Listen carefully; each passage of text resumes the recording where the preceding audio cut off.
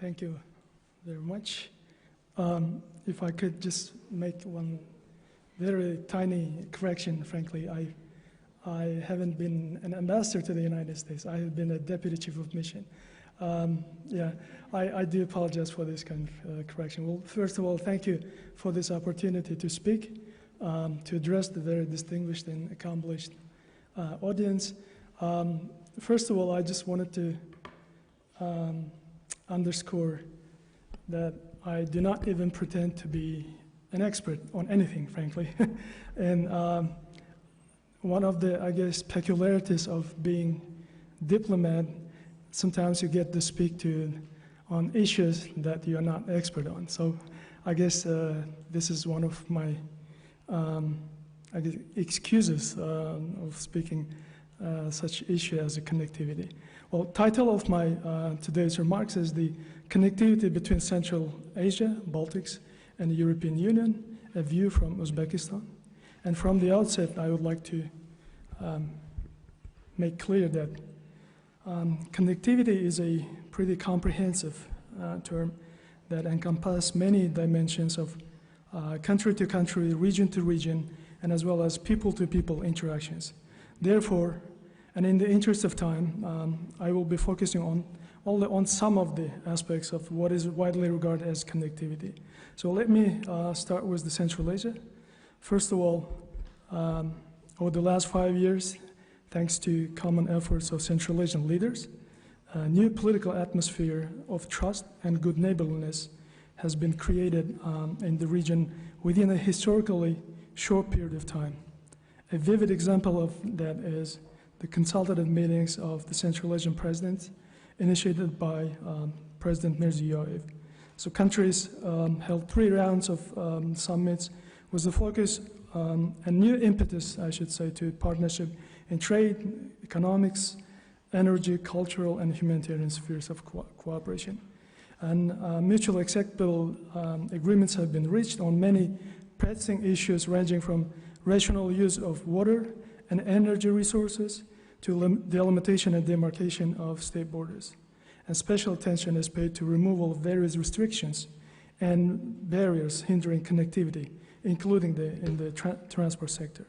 Visa and customs procedures have been simplified, additional checkpoints have been opened, dozens of new roads, rail and air routes have been restored and newly opened.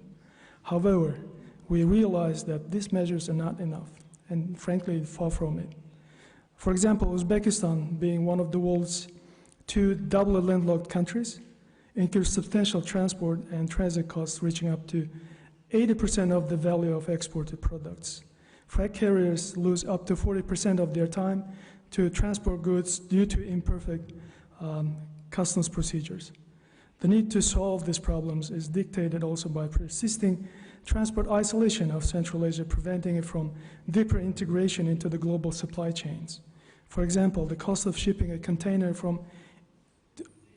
to Shanghai from any Central Asian country is 5 times higher than, for example, the cost of transporting it from Poland or Turkey, for example. And according to World Bank's Logistics Performance Index, the Central Asian countries are all at the bottom of the ranking among the 167 states. And these challenges can be addressed by improving connectivity. According to the United Nations experts, by improving regional cooperation and connectivity, we can more than double the regional GDP within the next 10 years. And given the strategic position of Central Asia, connecting largest international markets, it is of special importance to join efforts to accelerate the integration of region into the system of international transport corridors.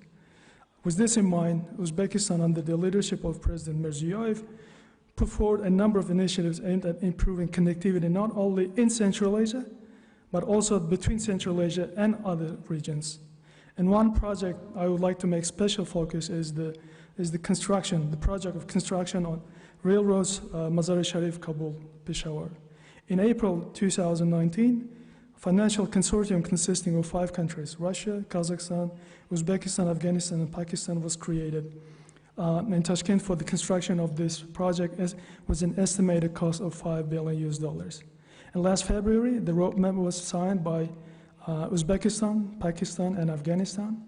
And this road will become part of Eurasian concept of connectivity supported by the European Union. This will be the shortest route between Uzbekistan and Pakistan through Afghanistan. And short means cheaper. One of the advantages of this project is that power lines from Uzbekistan and Tajikistan leading to Kabul follow the same route. So it means that the railway will be electrified immediately. Another important achievement will be the reduction of transport costs. According to our calculations, transporting a container from Tashkent to Pakistani port of Karachi will cost $1,400 to $1,600 US dollars. It's about the half as cheap as the transportation from Tashkent to Iranian port of Bandar Abbas, which costed $2,600 to $3,000. So most importantly, diversification of trade routes will have a very favorable effect on the macroeconomic situation in Central Asia.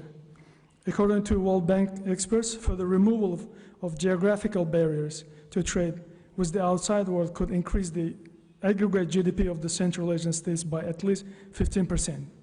And significant untapped potential for cooperation in the trade and economic sphere, and the full utilization of which is hindered by the lack of reliable transport network and institutional mechanisms of cooperation.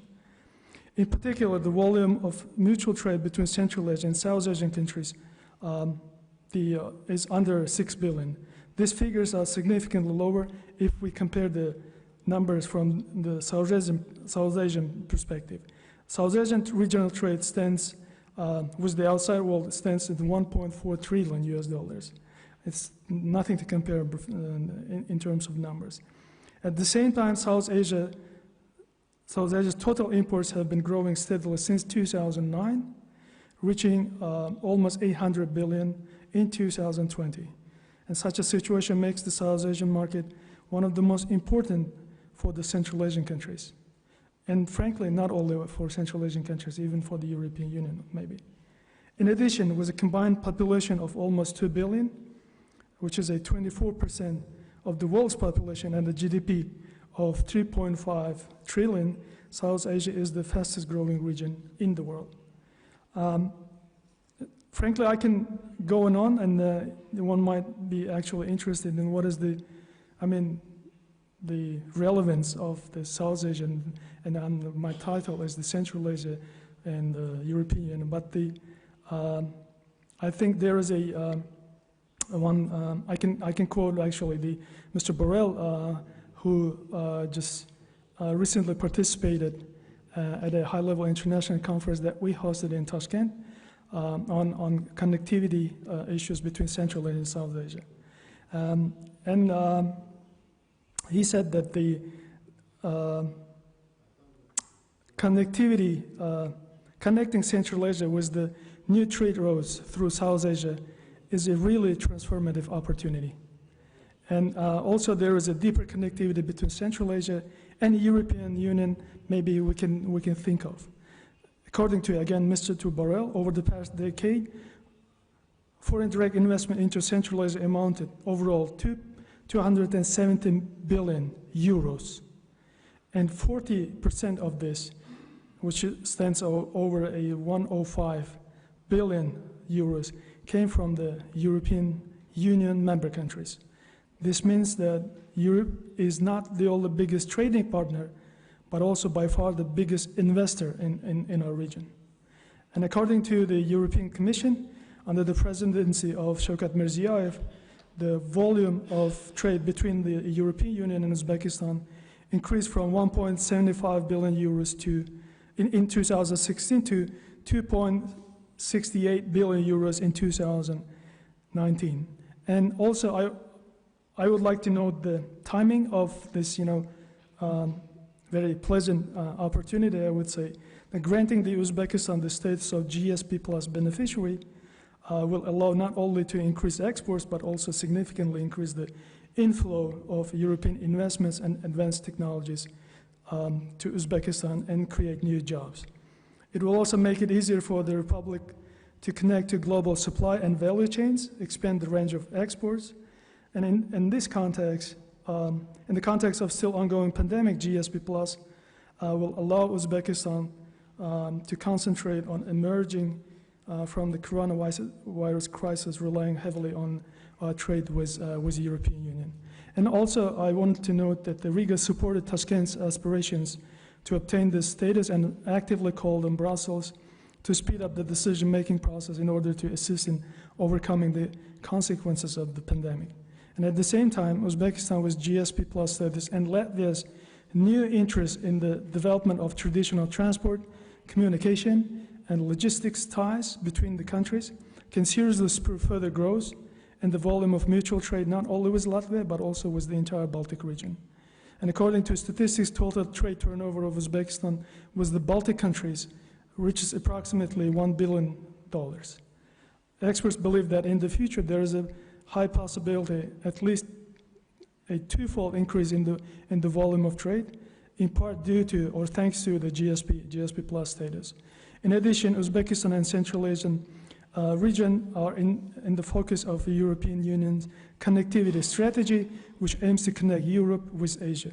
Here also it would be worthwhile to mention the initiative by President Mirziyoyev to establish under the United Nations a regional center for enhancing transport logistic connectivity, and this initiative is aimed at aligning the effort with EU concept of deepening connectivity of Europe and Asia via developing transport and economic corridors. So in conclusion, I would like to note that the implementation of similar kinds of initiatives will strengthen stability in Central Asia and beyond and transform it into the economically developed region, enhancing its competitiveness in the global market for transport services as one of the key international transport and transit hubs. Thank you for your attention.